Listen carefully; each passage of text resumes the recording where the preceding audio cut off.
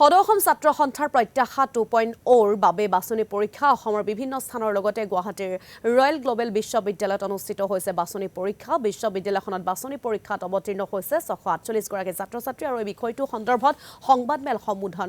কৰিছে মুখ্য উপদেষ্টা সমুজ্জ্বল কুমাৰ ভট্টাচাৰ্য 26 গৰাকী এগৰাকী চাকৰি পালে 25 গৰাকীক আমি দিল্লীলৈ পঠিয়াইছিলো কোচিংৰ কাৰণে 25 গৰাকীৰ ভিতৰত 18 গৰাকী এবাৰ পৰীক্ষাত বহিছে প্ৰিলিমছত আৰু 7 গৰাকী অহাবাৰ বহিম বুলি আমাক জনাইছে আৰু উত্তৰ পূৰ্বাঞ্চলৰ আমাৰ 13 গৰাকী আছিল 14 গৰাকী এগৰাকী সম্পূৰ্ণ নকৰিলে 13 গৰাকীৰ ভিতৰত 11 গৰাকীয়ে পৰীক্ষা দিছে আৰু 2 গৰাকী অহাবাৰ দিব অৰ্থাৎ এইবাৰ প্ৰিলিমছ পৰীক্ষা হৈ গ'ল অসমৰ 25 গৰাকীৰ ভিতৰত 18 গৰাকী ইতিমধ্যে পৰীক্ষাত অৱতীৰ্ণ হৈছে আৰু উত্তৰ পূৰ্বাঞ্চলৰ 11 গৰাকীয়ে পৰীক্ষাত অৱতীৰ্ণ হৈছে গতিকে প্ৰিলিমছলৈকে আগবঢ়াই দিয়া গ'ল এতিয়া আজি আমাৰ প্ৰত্যাশাৰ আমাৰ 2.0ৰ আমাৰ বাছনি পৰীক্ষা আমাৰ চলিছে 4টা চেণ্টাৰত হৈছে গুৱাহাটী শিৱসাগৰ তেজপুৰ আৰু নতুন দিল্লী 4টা চেণ্টাৰত আমাৰ পৰীক্ষা আৰম্ভ হৈছে আৰু 1000 গৰাকী আবেদনকাৰী এতিয়া পৰীক্ষা চলি আছে আৰু ইয়াৰ পিছৰ পৰিক্ৰমাটো হ'ব এনেকুৱা যে আমাৰ লিখিত পৰীক্ষা যে আজি 31 তাৰিখে হ'ল ৰিজাল্ট দিব 3 জুন তাৰিখে 3 জুন তাৰিখে ৰিজাল্ট দিয়া ফলাফল দিয়া হ'ব তাৰপিছত মৌখিক পৰীক্ষা হ'ব 7 আৰু 8 জুন তাৰিখে আৰু এই মৌখিক পৰীক্ষাৰ গুৱাহাটীত হ'ব আমাৰ স্কিল ইউনিভাৰ্চিটিৰ চৌহদত হ'ব আৰু দিল্লীত যিসকলে দিব দিল্লীত তেওঁলোকক আমি 7 তাৰিখে তেওঁলোকক আমি অনলাইন তেওঁলোকৰ ভিডিঅ' কনফাৰেন্সিঙৰ জৰিয়তে তেওঁলোকৰ ভাইভা পৰীক্ষা পতা হ'ব কাৰণ দিল্লীৰ ছাত্ৰ ছাত্ৰীসকল আকৌ ভাইভা দিবলৈ আহিব নালাগে 6 আৰু 7 তাৰিখে হ'ব ভাইভা 7 আৰু 8 তাৰিখে হ'ব আমাৰ ভাইভা আৰু 7 জুন তাৰিখে দিল্লীৰ যিসকল ছাত্ৰ ছাত্ৰী বাছনি হ'ব তেওঁলোকে ভিডিঅ' কনফাৰেন্সিঙৰ জৰিয়তে তেওঁলোকে সেই সাক্ষাৎকাৰটো দিব পাৰিব এতিয়া আমি আহিছোঁ এটা বেলেগ কথালৈ যে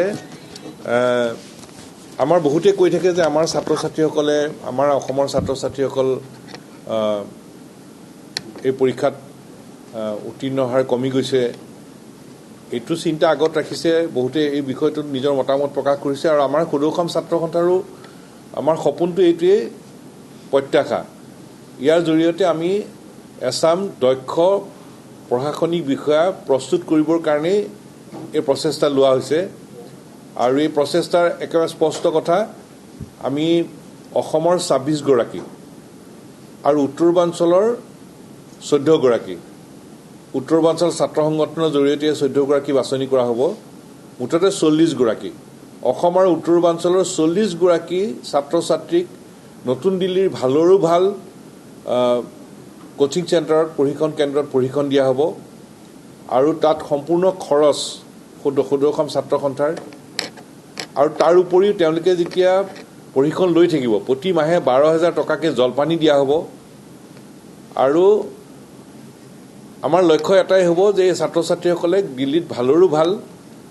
কোচিং চেণ্টাৰত প্ৰশিক্ষণ কেন্দ্ৰত প্ৰশিক্ষণ লওক আৰু তেওঁলোকে দক্ষ প্ৰশাসনিক বিষয়া হিচাপে নিজকে প্ৰস্তুত কৰি তোলক আৰু অসমৰ প্ৰতি সেৱা আগবঢ়াওক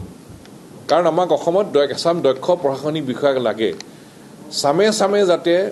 আমি এই দক্ষ প্ৰশাসনিক বিষয়াক প্ৰস্তুত কৰিব পাৰোঁ সেই লক্ষ্য আগত ৰাখিয়ে প্ৰয়াস প্ৰকল্প হাতত লোৱা হৈছে আৰু আমাৰ দৃঢ় বিশ্বাস সেই লক্ষ্যত আমি উপনীত হ'ব পাৰিম কাৰণ আমাৰ ল'ৰা ছোৱালীবোৰ ভাল আমাৰ ছাত্ৰ ছাত্ৰী ভাল কেৱল আমাৰ ছাত্ৰ ছাত্ৰীক লাগে সুবিধা এটা পৰিৱেশ আৰু আমাৰ ছাত্ৰ ছাত্ৰীক সেই সুবিধাৰ পৰিৱেশ দিয়াৰ প্ৰচেষ্টাটোৱেই হ'ল প্ৰকল্প এই প্ৰকল্পৰ প্ৰত্যাশা আৰু এতিয়া যিসকল প্ৰিলিমছত যিসকলে পৰীক্ষা দিলে প্ৰিলিমছ পৰীক্ষাত যিসকলে উত্তীৰ্ণ হ'ব তেওঁলোকে মেইনছলৈ যাব ভাইভা হ'ব সেইসকল ছাত্ৰ ছাত্ৰীকো আমি 50,000 টকাকৈ আমি তেওঁলোকক জলপানী দিম যিসকলে প্ৰিলিমছ উত্তীৰ্ণ হ'ব তেওঁলোকক আমি 50,000 টকাকৈ আমি জলপানী দিম যাতে তেওঁলোকে সেই লক্ষ্যত উপনীত হ'ব পাৰে মই পুনৰ কৈছোঁ যে আমাৰ লক্ষ্যটোৱে হ'ল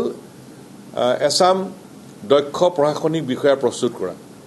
আৰু আমাৰ ল'ৰা ছোৱালী ভাল, আমাৰ ছাত্ৰ ছাত্ৰী ভাল, আমাৰ ছাত্ৰ ছাত্ৰীক যদি পৰিৱেশ দিয়া যায়, আমাৰ ছাত্ৰ ছাত্ৰীক যদি সমৰ্থন দিয়া যায়, আমাৰ ছাত্ৰ ছাত্ৰীয়ে ভাল কৰি দেখুৱাইছিল, ভাল কৰি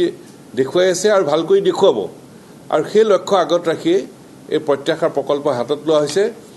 আৰু প্ৰত্যাশাৰ প্ৰকল্পৰ এইটো আজি বাছনি পৰীক্ষা চলি আছে। আৰু আমাৰ দৃঢ় বিশ্বাস যে এইসকল ছাত্ৰ ছাত্ৰীয়ে আমাৰ বাছনি পৰীক্ষাত উত্তীৰ্ণ হোৱাৰ পিছত যি মৌখিক পৰীক্ষা তাত উত্তীৰ্ণ হ'ব, তাৰপিছত চূড়ান্ত তেওঁলোকে পৰীক্ষা দিব আৰু তেওঁলোকে দক্ষতাৰে ভাৰতীয় অসামৰিক সেৱাৰ পৰীক্ষাত উত্তীৰ্ণ হ'ব পাৰিব আৰু উত্তীৰ্ণ হোৱাৰ পিছত তেওঁলোকে অসমৰ প্ৰতি সেৱা আগবঢ়াব। লক্ষ্য স্পষ্ট, আমাক এচাম দক্ষ প্ৰশাসনিক বিষয়া লাগে আৰু এই দক্ষ প্ৰশাসনিক বিষয়া প্ৰস্তুত হোৱাৰ পিছত তেওঁলোকে অসমৰ প্ৰতি সেৱা আগবঢ়াব লাগে। সেই লক্ষ্য আগত ৰাখিয়ে আমাৰ এই প্ৰত্যাশাৰ প্ৰকল্প আমি আগুৱাই লৈ যাম। এই দিশত আমি ৰাইজৰ দিহা পৰামৰ্শ আমি বিচাৰিছোঁ।